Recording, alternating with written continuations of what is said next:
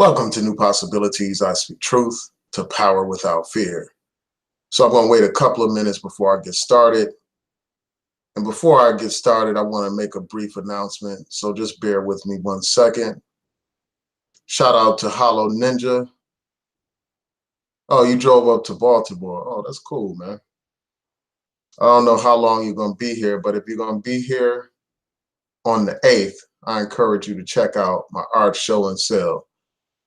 So just bear with me 1 second. I'll be right back.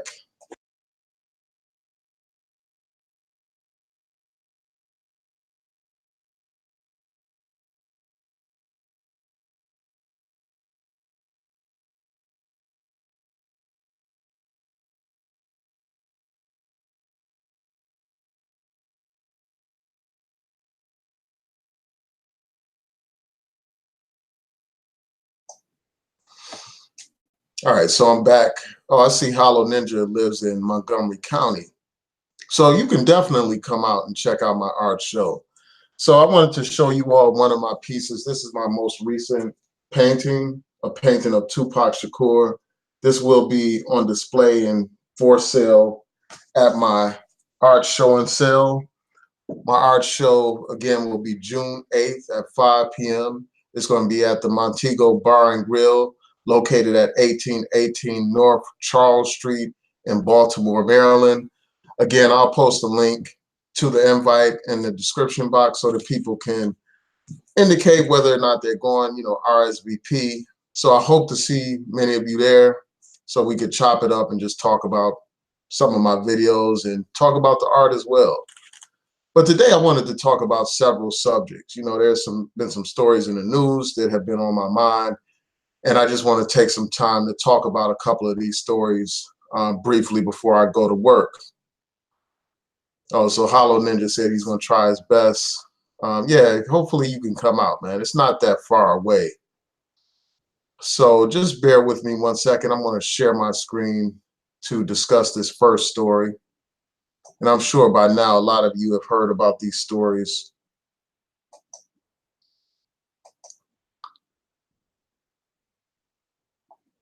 Just bear with me a second.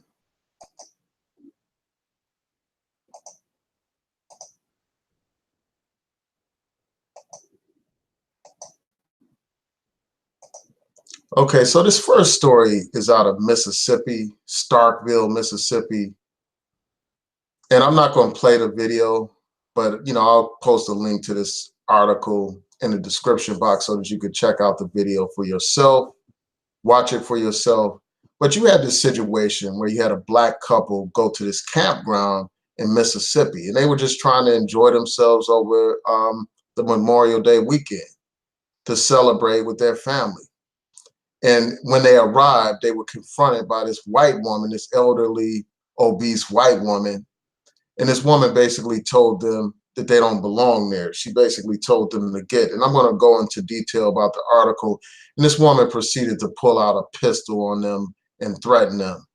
So of course they left because she was threatening them. But before they left, the black woman actually recorded this encounter on her phone. And all that is in this article, so I hope that you all can check it out. I'm not going to play it because I don't want to deal with any copyright issues. I don't feel like disputing whether or not something is fair use and all that stuff. So I'm going to read a couple of excerpts from this article, and then I'm going to provide my commentary. So it talked about how, an employee at this campground came out displaying a gun while telling the couple and their dog to leave the property. And the woman by the name of Jessica Richardson said this. She said, "I can feel the intent behind it. I felt it. I felt the heat from it. I felt it in her eyes. I knew exactly what it was." It says that, she and her husband were looking to spend their holiday weekend picnicking with their dog, possibly even renting a cabin. They had Googled nearby campgrounds of America's location and decided to drive there. And that's when things took a turn for the worse. They said that this woman jumped out. Excuse me. They said that this woman jumped out and the gun was pointed at me, my husband, and our dog. It was just pointed at us. One finger was on the trigger and one finger was on the lever of the revolver. And it says that Richardson then pulled out her cell phone and she recorded the incident. And it said this, you know, that she went on to say this. She was like, get, you don't belong here. You don't belong here. You don't belong here. And Richardson went on to say this. She said, time stopped, everything stopped. I was confused as to what was going on. It was like we pose a threat to, it's not like we pose a threat to anyone out there walking our dog. There's nothing harmful about that. And, you know, she said this, she said the fact that she used get, like we were a dog, like you say get to a stray dog that's on your porch. And then, you know, she went on to saying you don't belong here and all that.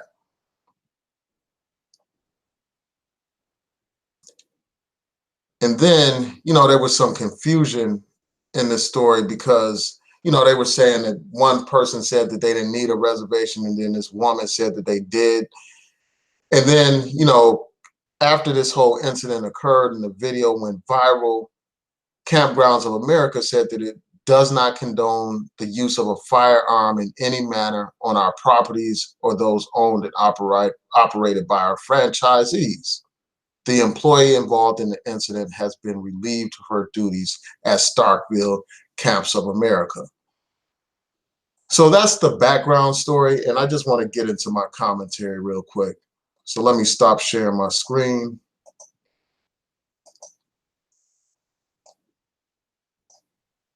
Let me see if people are checking in before I continue on to my commentary. Again, shout out to Hollow Ninja. Good morning to Miss Red. Thanks for tuning in. So yeah, let me get into it.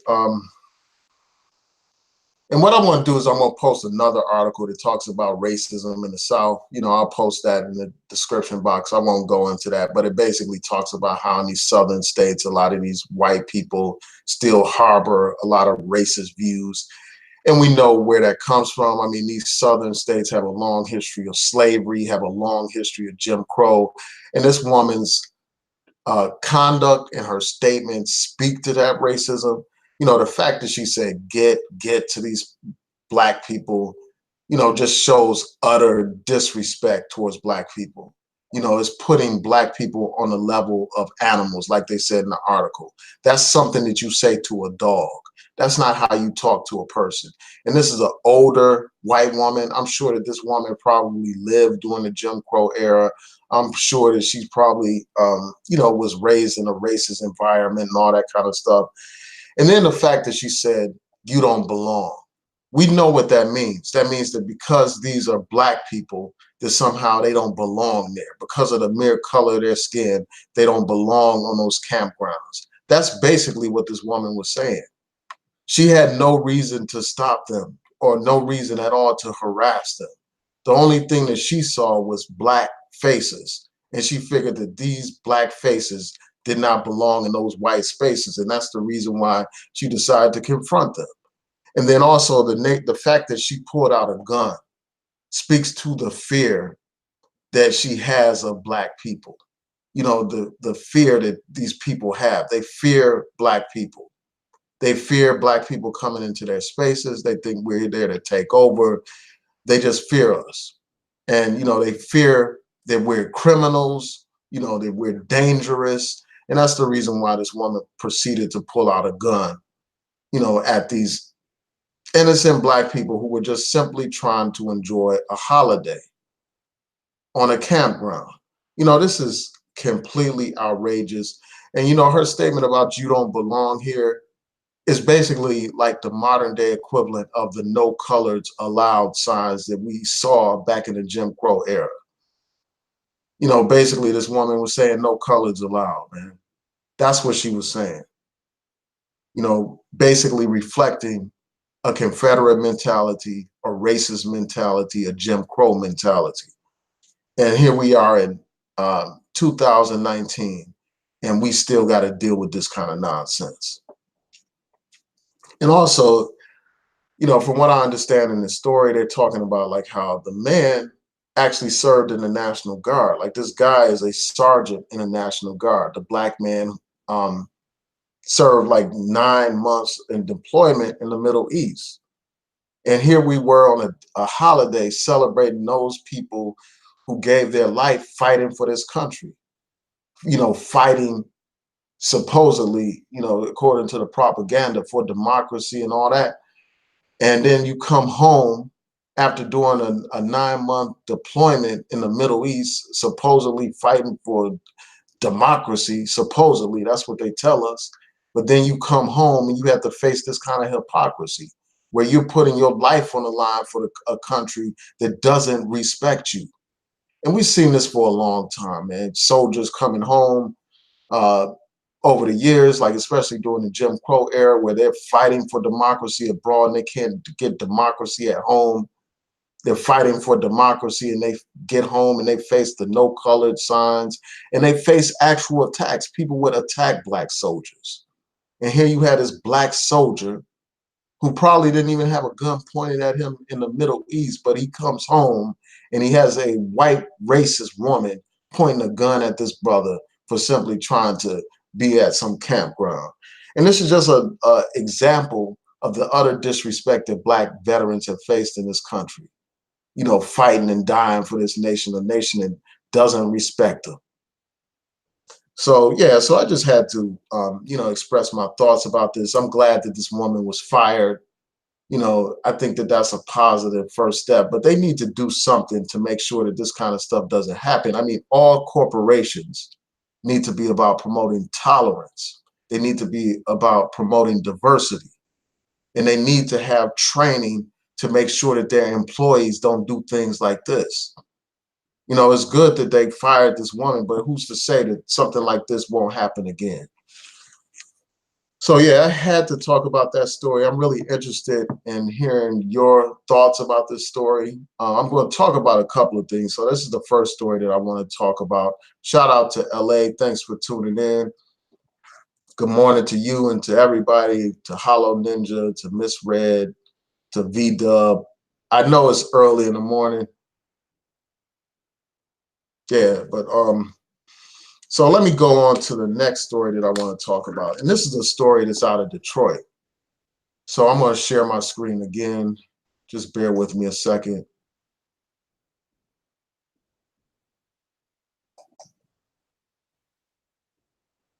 And again, I'm not going to play the video. I wish I could just play the video. Like back in the day, you used to be able to play videos here on YouTube without having to worry about copyright stuff.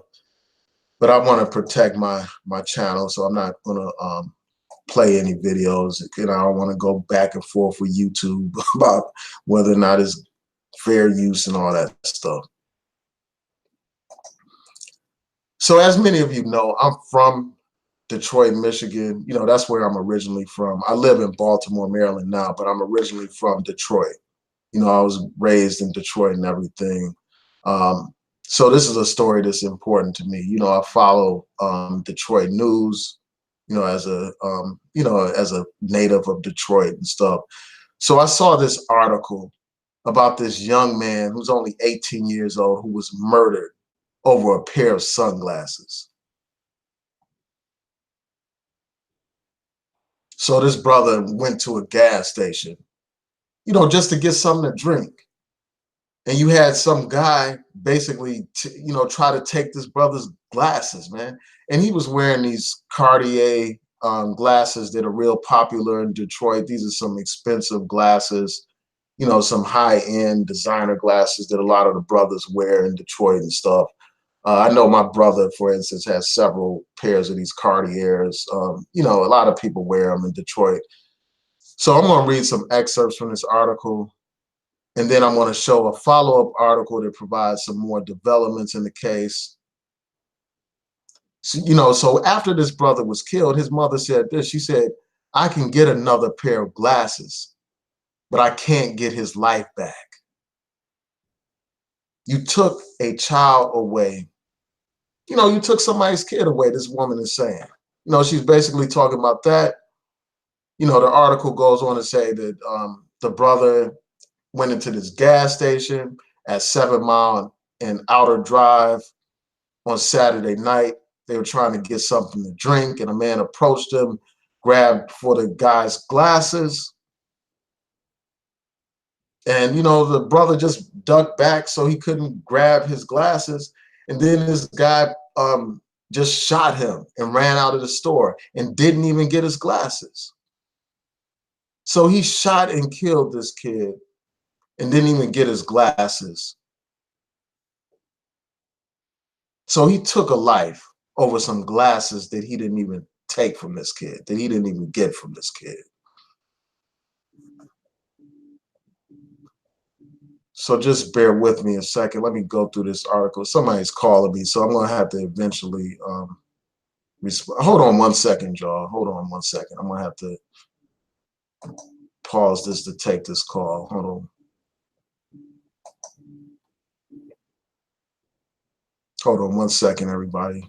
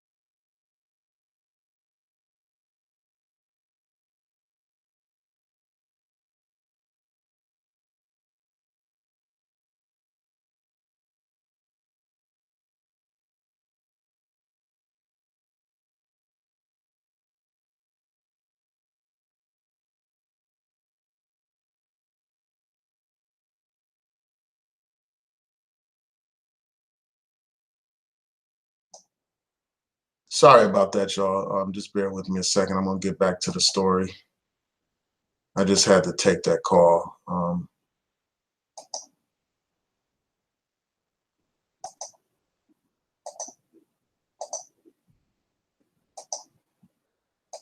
And that's the thing about doing something live. You never know what's going to happen. That's the only drawback.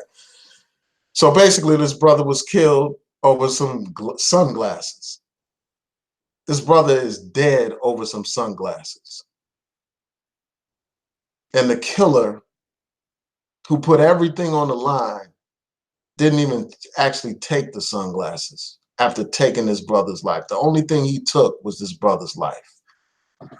So then you have this follow-up story that talks about how the guy was arrested, because, in most of these business establishments, they have cameras everywhere, so there was video footage of the suspect, video footage of his vehicle, so once the police saw the video footage, all they had to do was put out information about the description of the vehicle, a description of the suspect, and within no time, they were able to arrest this suspect.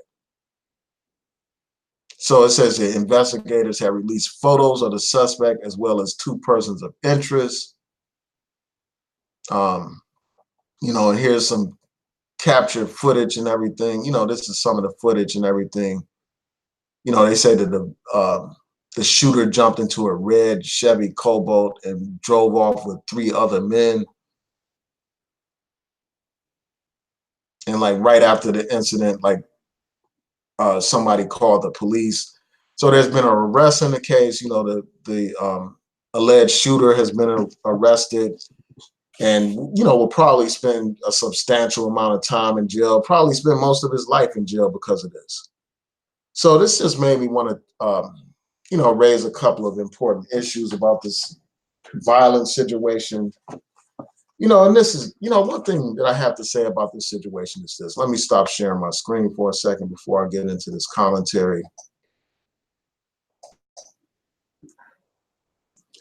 One thing that has to be said about this is that there's nothing new about this kind of situation, especially in Detroit.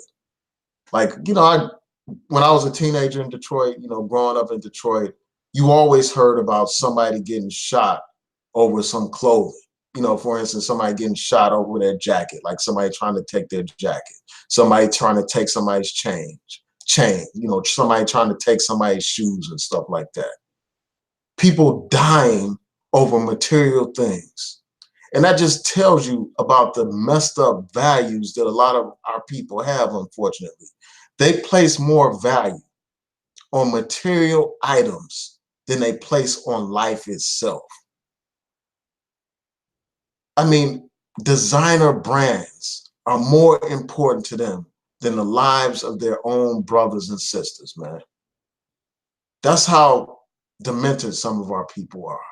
They're more concerned about a gold chain than they are concerned about a black life. They're more concerned about some fashion designer glasses than they are concerned about a brother's life. They're more concerned about some shoes that somebody's wearing, some Jordans or some other kind of fancy high-end shoes. They're more concerned about that than they are concerned about their brother's own life. That's how demented some of our people are. And we have like a culture of death that is celebrated in many segments of our community. I mean, all you have to do is turn on your popular hip hop artist songs and you will hear them glorifying murder, glorifying gunplay and stuff like that. And we wonder why, some of our youth are fascinated with guns. Some of our youth are like ruthless and stuff like that. And you can't just blame it on the music alone. You have to, also look at all the conditions in the community, look at the poverty in the community, look at the lack of opportunities in the community, and look at the messed up values that a lot of our people are raised with. A lot of our young people are not raised properly. They're not being guided properly. They don't have black male leadership in their household and stuff like that. They don't understand what the definition of manhood is. So they end up engaging in activities like this senseless violence. This is absolutely senseless. It is senseless to take somebody's life over some glasses. Absolutely senseless. And it speaks to a deep, profound hopelessness, man. Here you have two brothers that have basically lost their life over foolishness. One brother is killed. His family will never be able to talk to him again, never be able to hug him again, never be able to be with him again.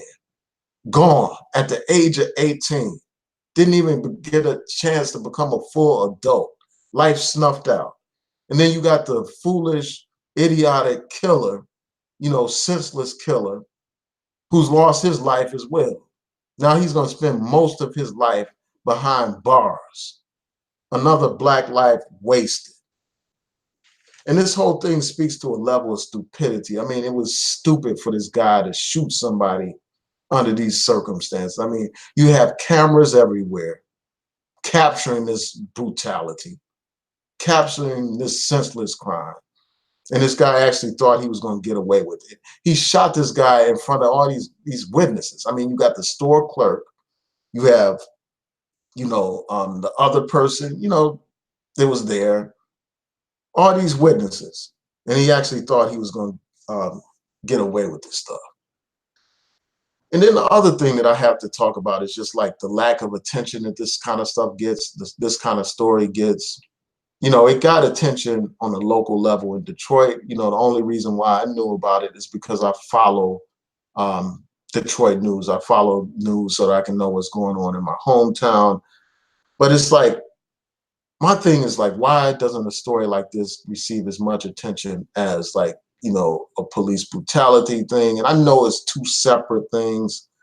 I've argued that time and time again, that those are two separate issues. But this kind of thing, any loss of life should receive the same kind of attention. They should receive equal attention.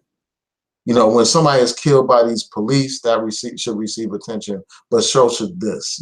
It should receive the same level of concern as an incident of police brutality. There should be the same level of outrage. I mean, the thing that's different with police brutality is often these people, these police get away with it. nothing happens. But in these cases like this, you have a suspect who's been arrested who will more likely than not be convicted. So there are differences, but I think that this kind of situation deserves more attention. So I just had to talk about this, because I think it speaks to some deep problems in our community. And speaking of like how people are raised to end up like this, I want to show you a video of a single mother, of a young Black woman and some kids, and just how this one particular kid is behaving. So if you can bear with me, because I think that it speaks to like the lack of guidance that our children are receiving. And this lack of guidance produces situations like this. So if you can just bear with me a second, I'm going to pull up this article. I'm going to stop showing my face for a second and cut off the audio. So just bear with me a second.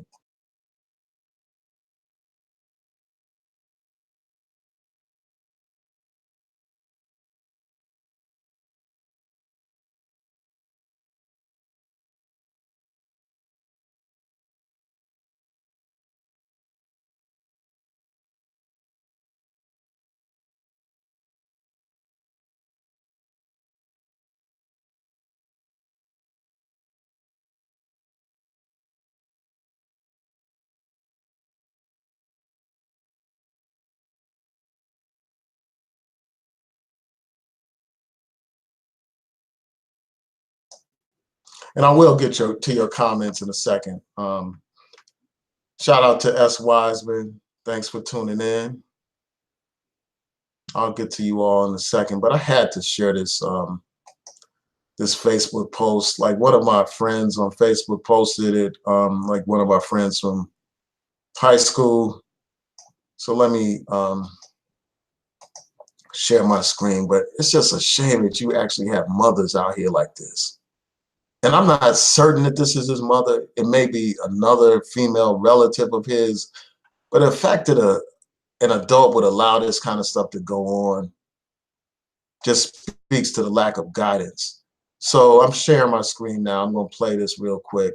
Hopefully this won't create any copyright issues, but I had to play this so that you all could see it for yourself. Let me just make sure. Okay.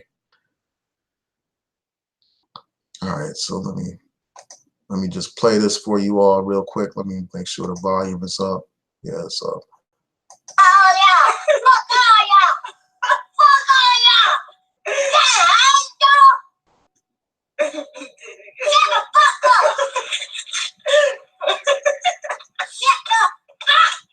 Shut the fuck up, bitch. How ain't it? You learn how to curse and now you want to curse. Fuck your ass. Fuck both of your ass. No, you get your ass full. Don't say that. Oh, shut up. Shut up the hell up. No, you know how to curse. Yes, I do. Fuck you, hoe. You're another bitch. What? You don't know how to spell, you want to cook. All right, y'all get the point. So I'm not going to play any more of that. Let me X out of that. Let me stop sharing my screen. Those are the people raising a lot of our children, man. And we wonder why we end up with situations like this where somebody ends up getting killed over a pair of sunglasses. And we wonder why we have situations like here in Baltimore, like at the Inner Harbor, you had some situations where these kids were just attacking people and engaging in all these fights and stuff like that. At the Inner Harbor, where people are supposed to be enjoying themselves, that's a great area for people to hang out. It's right on the waterfront, all these nice businesses and stuff like that. But you had these kids that are actually engaging in all this criminal activity, fighting each other and fighting other people, fighting tourists and all that kind of stuff. It's because, it's in part because you have a lack of guidance in these households, in some of these households. Like in that video that I just showed you, that epitomizes the lack of guidance and the lack of strong black male leadership in our community is a problem that people just won't acknowledge, man. You can't raise, a strong community where there is no black male leadership. So let me see what you all are saying before I move on to this last topic. And this last topic is somewhat more lighthearted, but I felt the need to talk about it. It's something that I wanted to talk about for a while. So just bear with me a second. Yeah, I just had to talk about this. So let me go to the comments before I go into this last segment to see what people are saying.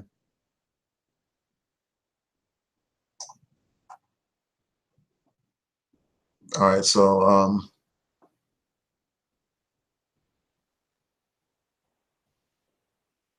oh, so Miss Red says she's from that area too. I guess you're talking about Detroit. I don't know if you're talking about Detroit or you're talking about Mississippi. Um, so this brother by the name of Brother Bakari said that Mississippi is no racist than any other state, no more racist than any other state. I beg to differ, man. I mean, just based on the history alone speaks to us, speaks of its own. It says it enough. All you got to do is look at the number of lynchings that happened in Mississippi. All you have to do is look at the history of racism in Mississippi, the history of Jim Crow and slavery and all that kind of stuff. The killing of civil rights workers in Mississippi. All you have to do is look to that. All you have to do is look at the continuing images of racism that continue to thrive in places like Mississippi, where you see the Confederate flag everywhere, where you see large numbers of hate groups in that state. So I don't think that they're one in the, I don't think that it's no more racist than other states. It's one of the most racist states in the country, along with South Carolina. Yeah, so Miss Red said poor people, let's see, hold on one second. Miss Red said, poor people in Detroit buy their toddlers, $300 jeans. Yeah, I mean, unfortunately, it's like, because, and that's another thing about materialism that has to be addressed. It's like, because people have a low self-esteem, they feel that they have to overcompensate for that by buying expensive things, by buying designer everything, to feel like they are important. I remember back in the day, like, when I was in high school, a lot of the kids, like, we lived in a struggling community and stuff like that. I'm not going to say that everybody was dirt poor or anything like that, but they were not wealthy people. They were not, people that could afford all these things. But during the summer, like, people would work somewhere like a McDonald's or whatever, and they would save up all their money so that they could buy these fancy designer clothes and appear to be, more wealthy than they are. Like, they would go all the way to this mall, like Somerset Mall, in the Detroit area, to buy Gucci things and to buy Bally and all this other, high-end stuff. Just like a lot of the kids in the inner city today in Detroit will go to all the way out in the suburbs to buy some expensive glasses that cost thousands of dollars, just so that they can feel important and stuff like that, so that they can feel that they are somebody. And I just think that speaks to a lack of self-esteem in our community, man. This need to overcompensate by buying designer, all this designer everything. Like, a lot of times you see in the most poor, struggling communities, people got high-end fashion designer clothes and stuff like that. People buy cars that they can't afford and stuff, always trying to impress people. That's the real clout chasing that I see, trying to make themselves appear important and stuff. You got people that have these fancy cars, but they don't have fancy homes and stuff. So, yeah, so I get your point.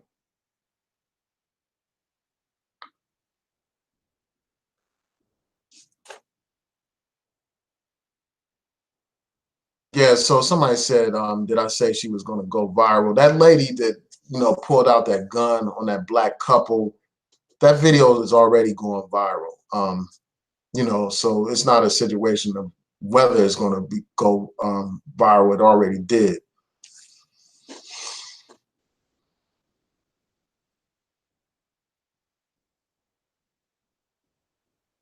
Yeah, and I mean, I see what Bakari is saying. Like, you know, what happened in Mississippi is a reflection on American. It is American history, but let's not say that like the situation in Mississippi is just like any other state. It's not the same in terms of the level of racist violence that has been perpetrated against Black people.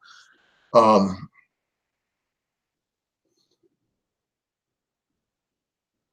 yeah, so let's get into this next story. So just bear with me a second. So I'm just going to share my screen. I'm not going to actually play this video, but I will share my screen so that you'll know exactly what video I'm talking about. I'm sorry it's so early doing this live stream, but this is like, it's so hard for me to find time to do these videos nowadays. So this is the most convenient time for me. All right, so I'm sure by now a lot of you all have seen this video right here where Lord Jamar is on this program. I think it's called, I don't know if that's the actual title of the program, Testify to Hip Hop. That may be just the name of this Facebook page or whatever. But you had this sister who was interviewing Lord Jamar, and somehow the subject of Eminem came up.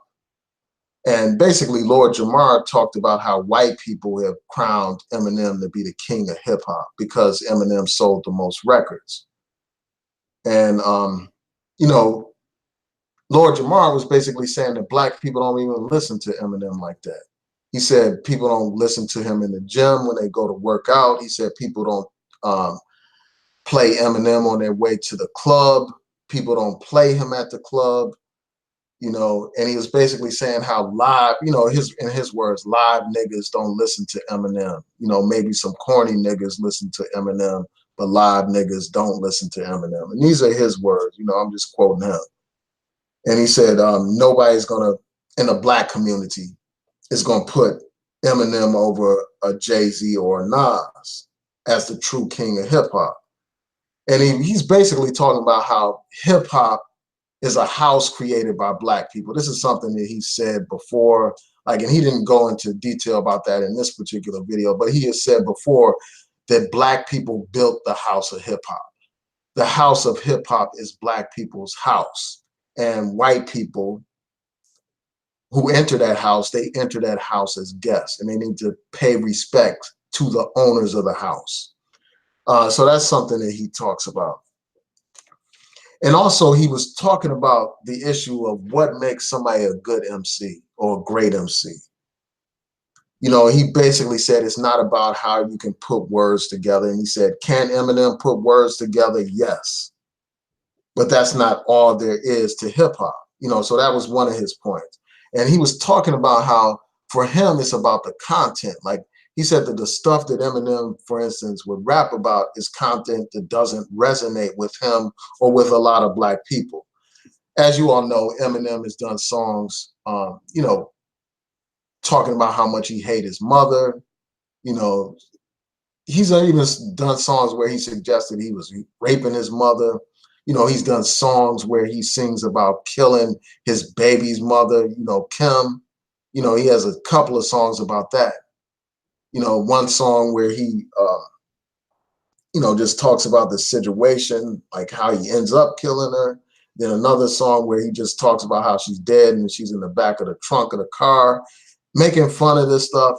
You know, this guy does all these songs talking about using all kinds of pharmaceutical drugs and all that kind of stuff. So I can understand why somebody would say, well, I don't, his subject matter doesn't, you know, resonate with me. I can understand why somebody would say that. This man has done songs talking about all kinds of things, you know, cutting himself and all that kind of stuff. Um, Let me think of some other crazy things that he's talked about, man. He's talked about a lot of crazy things. You all get the idea. So basically, Lord Jamar is saying that his subject matter is horrible. You know, that's one thing that he's talked about. Um, you know, he talks about Eminem's voice being irritating, you know, comparing it to like somebody uh, scraping on the chalkboard and all that kind of stuff. Um, and another thing that he was talking about in this interview, he was saying that that Eminem's latest album was whack, basically. You know, he was saying like this song that Eminem did to Lord Jamar was weak because it's not something that people play in the clubs and stuff like that. And that's another thing he was saying. Eminem's not played in the clubs, so he's not live like that. You know, so he said that this song that Eminem did towards Lord Jamar was weak. He said that it wasn't played in the club. He didn't have people running up on him saying, well, did you hear what Eminem said? Oh, he dissed you. You gonna respond? He didn't hear any of that kind of stuff. And he compared that to the situation when Drake released that song, you know, that back-to-back song, dissing Meek Mill, you know, and that song was a popular, catchy song that you heard on the radio all the time and in the club and everywhere. And he was just comparing that to Eminem's, and he was like, Eminem's diss song wasn't played like that. Eminem's diss song wasn't well received like that and stuff like that. So basically, he's saying that this guy Eminem is overhyped. He's not the king of hip hop. You know, he's not all of this and all that as people proclaim him to be and stuff like that. So that was his, you know, interview. That's what he had to say during this interview.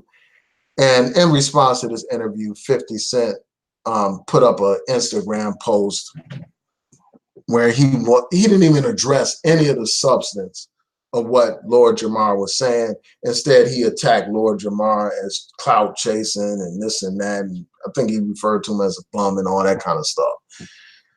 So basically, you had 50 Cent trying to save his white daddy. I mean, because make no mistake about it, Eminem is his white daddy, because, you know, nobody would even hear of 50 Cent, you know, or even know who, you know, most of the people in the United States wouldn't even know who 50 Cent was if it wasn't for Eminem. Eminem helped put him on. Of course, he had like a, you know, a hood type of reputation. Like people in that limited community in New York knew about 50 Cent. You know, they heard his raps. Like he had a couple of releases before then, but he was nowhere on the level that he became until after Eminem helped sign him, helped get him signed to Interscope and to Shady Records and all that stuff. So of course, 50 Cent feels like he has to be loyal to Eminem, and to some degree it's understandable. But when you attack your brother based on some comments that he makes about this white guy, that makes you look like a coon. That makes you look like a lawn jockey. It makes you look like a house Negro. It makes you look like Steven from Django. That's how 50 Cent looks right now. You know, lashing out at this brother Lord Jamar for making these comments. So let me just provide my thoughts about this. Let me stop sharing my screen for a second. Let me check in with y'all. I have to stop at by 7, y'all. So I'm going to try to make it through this real quick. And what I may do is split these videos up, split these subjects up into separate videos. So let me see if you all are saying anything before I go into my commentary about this Lord Jamar situation. And this is something that I had been meaning to talk about. As you all know, I love hip hop. You know, I'm really into hip hop, and as you saw, I did that hip hop painting of Tupac Shakur. Like that's my latest series is on hip hop. So let's see what people are saying.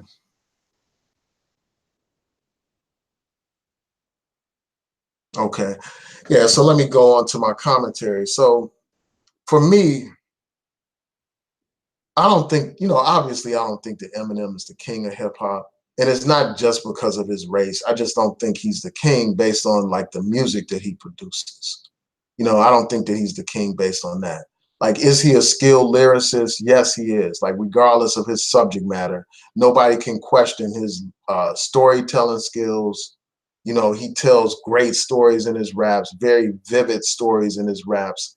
You know, he can do one rap song that talks about something that's very sad and depressing, like for instance, where he's talking about how broke he is and the struggle that he went through, trying to take care of his daughter, like in his song like Rock Bottom, and his other song where he's talking about you know, trying to raise his daughter in a certain environment and stuff.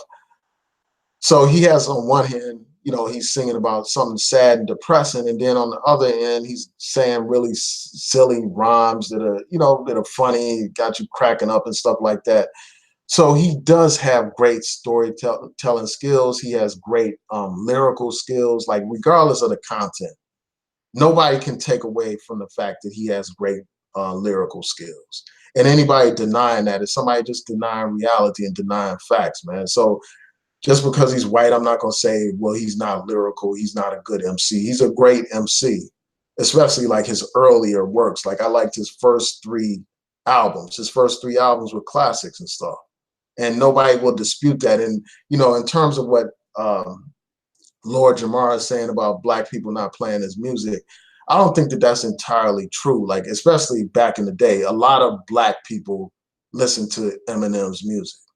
You know, listen to his rhymes and stuff like that. A lot of black people were saying he's one of the greatest MCs ever and stuff. So let's not pretend like no black people were listening to Eminem, especially when you got so many black people that worked with Eminem, so many black people that promoted him and stuff like that. You can't say the quote unquote live niggas didn't listen to Eminem. So I don't think that that was the case back in the day. I think that that's definitely the case right now, because I know that I'm not listening to Eminem like I used to. I haven't even really listened to his latest album like that. I listened to a couple of tracks or whatever, but his music hasn't resonated with me for years. Like for me, his stuff just got played out. It's like when somebody first comes out and they say these shocking things, there's something novel about it. It's something unique about it. It's something different about it. So it catches your attention and it keeps you intrigued and stuff like that. But after a while, it gets played out. And like, I think the Eminem is basically played out. And I don't care how many records he's sold or whatever at this moment right now. You know, I'm not talking about in the past, like before, like I said, with the other albums, but right now, a lot of black people are not rocking Eminem like that. You know, so I think that right now, you know, he's correct in that respect, that people aren't playing Eminem like that. You know, I have, like, for instance, like with respect to that workout thing, you know, I got a workout playlist and Eminem, his music is not in there and stuff like that, even though I respect him as an MC. So I get what Lord Jamar is saying.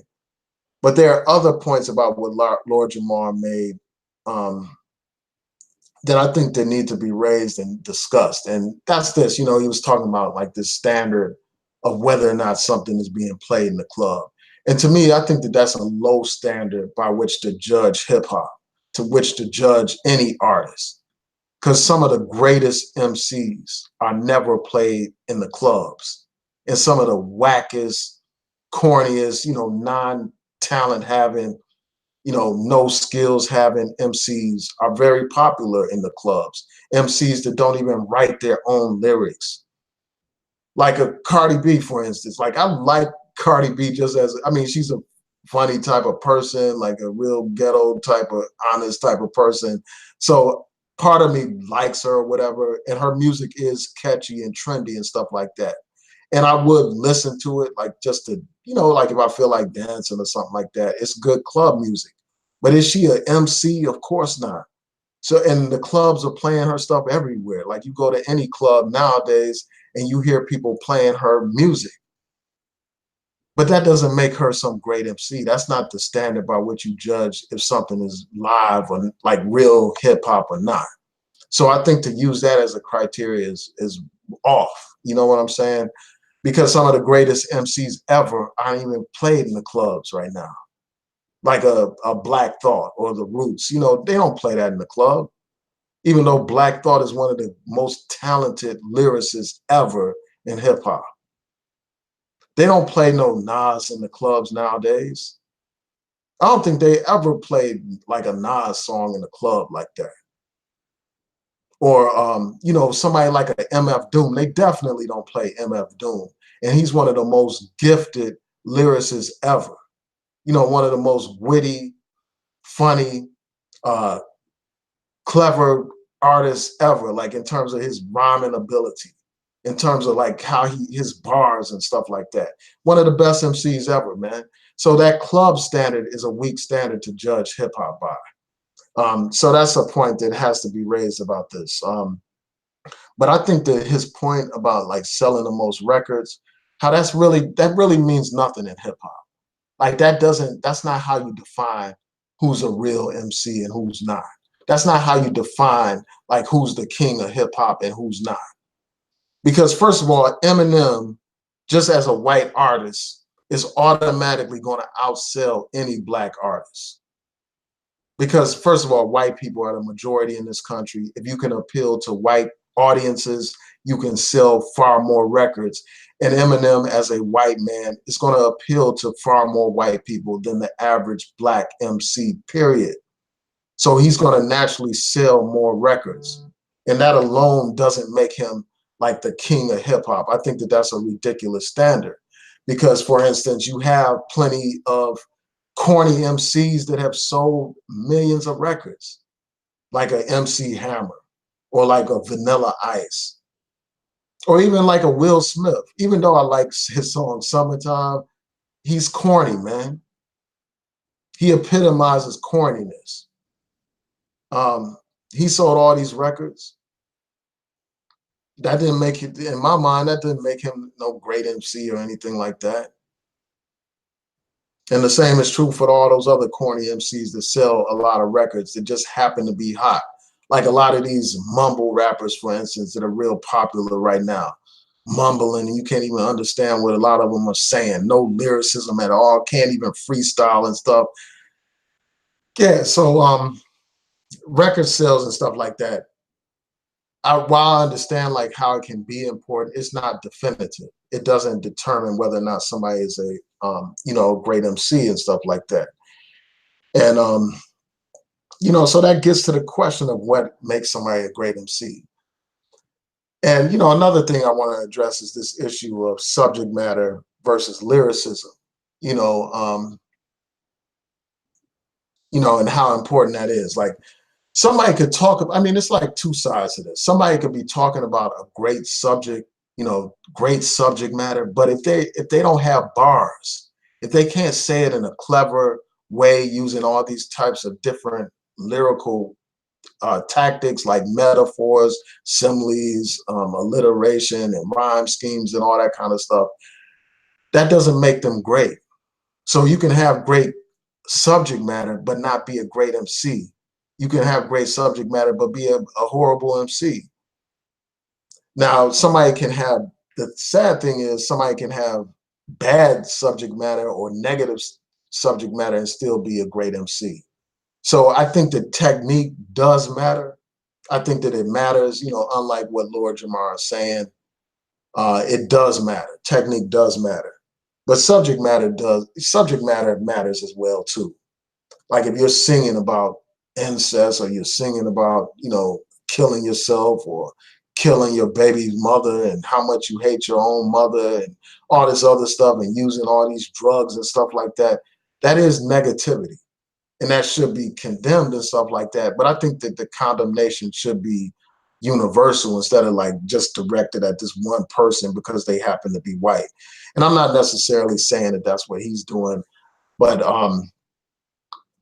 we have to be consistent, man. If we're gonna condemn that, condemn like him talking about all these pharmaceuticals, we got to condemn like these other artists talking about that. Like you got that guy Future singing about Percocet and stuff like that. And one thing that has to be pointed out is like Eminem, was one of these people that popularized singing about all these pharmaceuticals, all these opioids and stuff like that.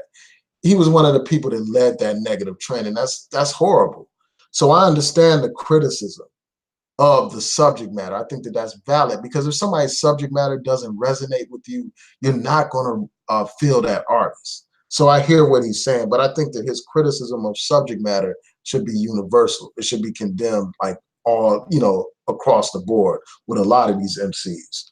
Like you got MCs talking about killing people and stuff like that. Why does a message like that resonate with so many of us? And why don't we speak out on that?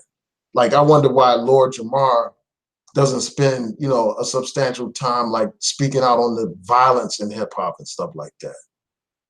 You know, I think that he's right in his criticism of Eminem, like this whole white savior syndrome that a lot of us have, you know, where we want to uh, basically worship some white guy and stuff like that. I think he's right to condemn that.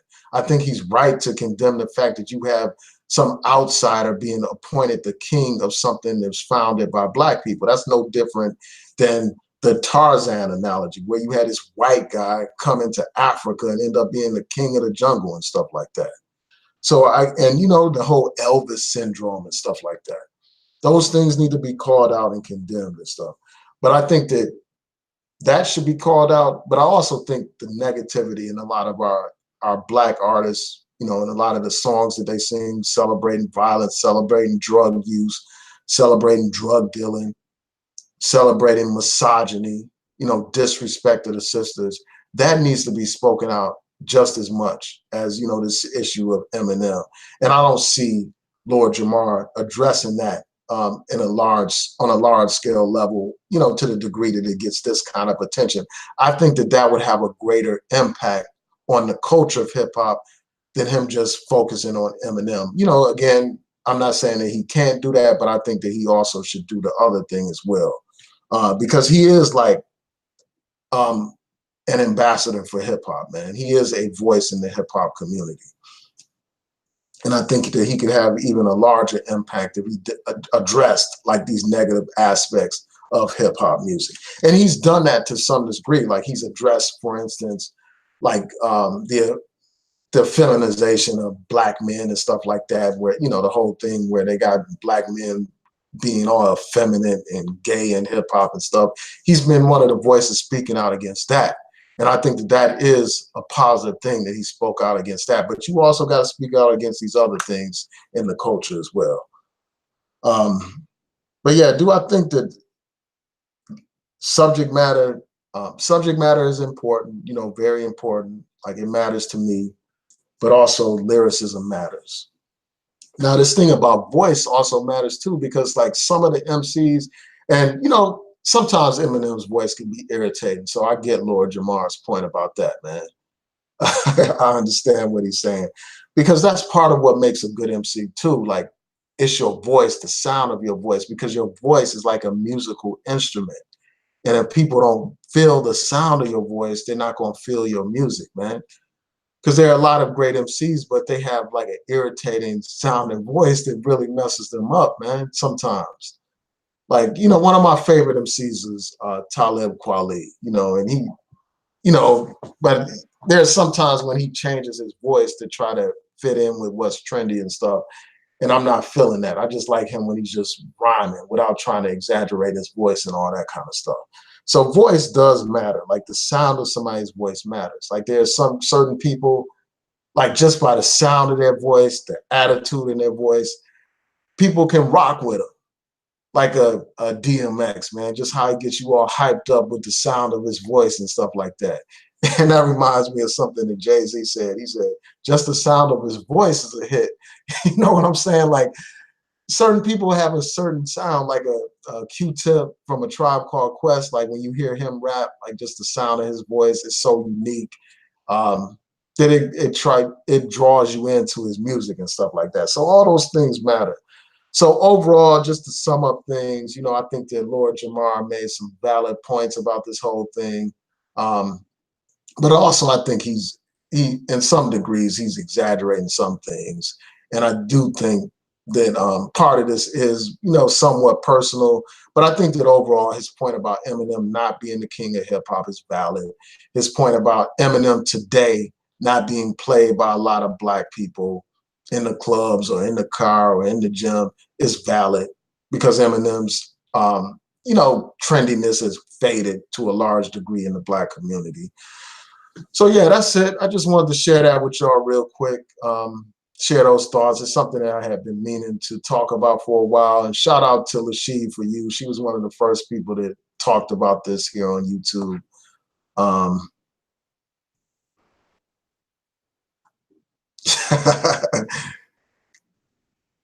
and Wiseman was talking about Cardi B, and she has this emoji up like she's about to vomit.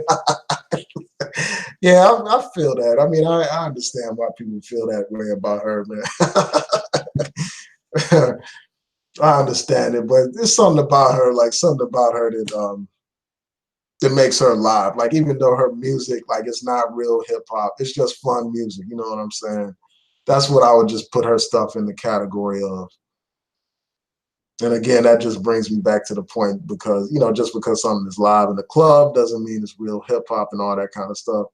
And I could go on and on. But yeah, I want to thank y'all for tuning in. Please rate, comment, subscribe, like the video, share the video, hit that notification bell so that you'll know when I post new content over here. Also, for the people, again, in Baltimore, come out to my art show and sell. For those people that didn't see it earlier, this is my latest painting right here, painting of Tupac Shakur. It will be on sale at the art show. Again, that's going to be on June 8th at the Montego Bar and Grill located at 1818 North Charles Street in Baltimore, Maryland. So with that, peace and blessings to each and every one of you. I hope that you have a great day.